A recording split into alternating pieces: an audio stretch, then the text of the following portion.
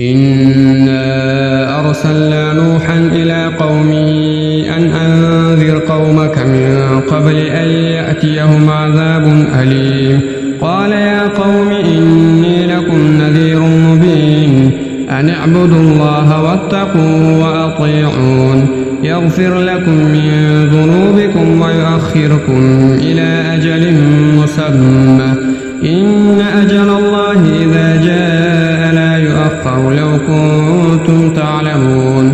قال رب إني دعوت قومي ليلا ونهارا فلم يزدهم دعائي إلا فرارا وإني كلما دعوتهم لتغفر لهم جعلوا أصابعهم في آذانهم واستغشوا ثيابهم وأصروا واستكبروا استكبارا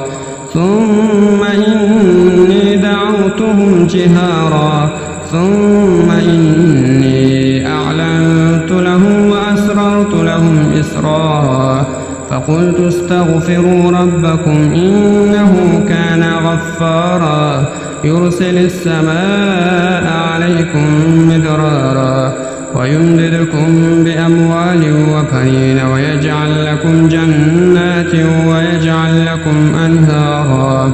ما لكم لا ترجون لله وقارا وقد خلقكم أطوارا ألم تروا كيف خلق الله 7 سماوات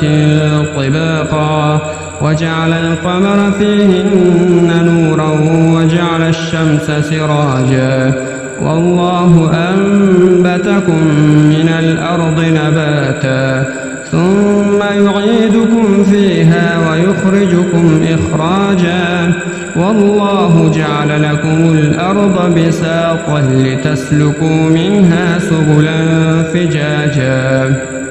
قال نوح رب إنهم عصوني واتبعوا من لم يزده ماله وولده